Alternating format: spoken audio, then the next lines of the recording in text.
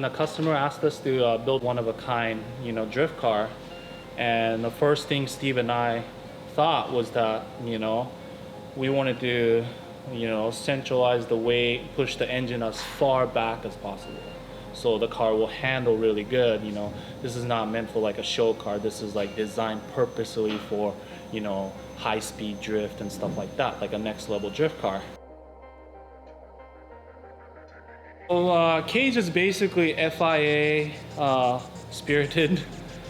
This is a demo car that we're asked to make. So obviously safety was our first concern. But the biggest thing about this build was that we cut out the back and created our own subframe. So we really needed the structure to tie in to the subframe where we bolted. So as you can see, these bars back there and the X and everything, all this stuff ties into what we made the rear cross member to.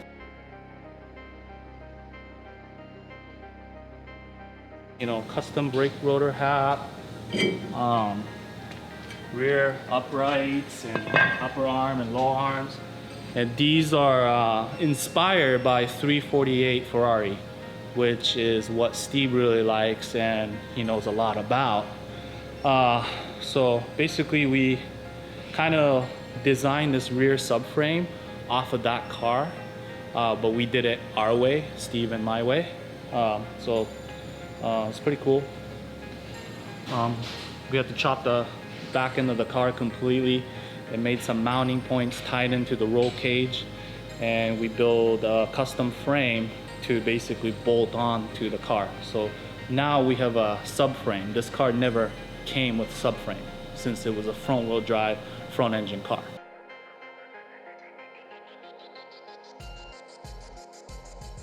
When we were asked to do this front engine rear wheel drive conversion to a front wheel drive front engine car, first thing we looked at was the engine that we were gonna use, which had the oil pickup on the back side, and you gotta basically create a subframe or find a subframe to adapt to the car.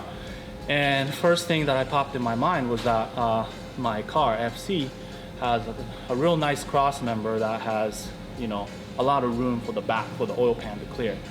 And another fact is that on the drift car, I really like front rack steering rather than like the rack and the rack behind the front lower control arms. So basically this thing was a good candidate. I went to the junkyard and adapted this cross member to the car. Also used my knuckles that I designed a long time ago, which I already know that it was gonna work really good. So in combination with that, helping design a new arm just for this car with Steve, that will give enough clearance for this frame rail that we were working with. And the problem with this engine is the variable valve timing is largely for emissions purposes. And the amount of time that it would take to develop a program to utilize the variable valve timing, we don't have.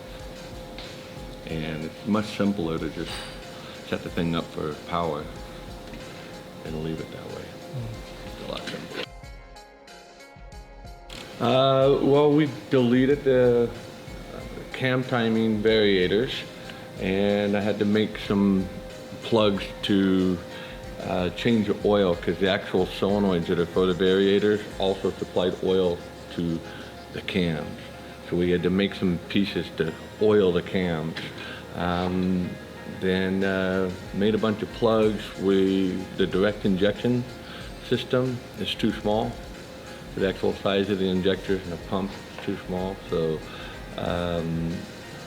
the manifold that I made over there, we're going to put 2000 cc injectors into that manifold, and basically we'll use the in-tank pumps instead of the cam-driven pump. Okay, so here it is. This is the final product of this crazy Kia and Red Bull sponsored drifting car. basically we built this car from scratch. We got the rolling shell from Kia and Race Service. You know, we had an honor to work with Kia and Race Service. They really came through with their exterior and the body kit and the library.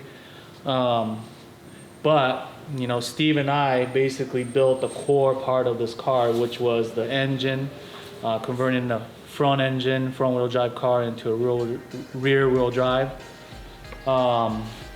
Basically suspension front and back. We had to customize it completely from scratch.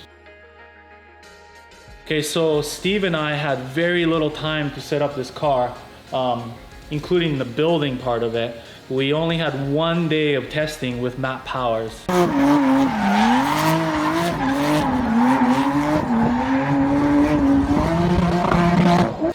And basically this car worked right out of the box. Didn't have to adjust anything. But you know, we sent the car halfway around the world thinking that something was gonna go wrong.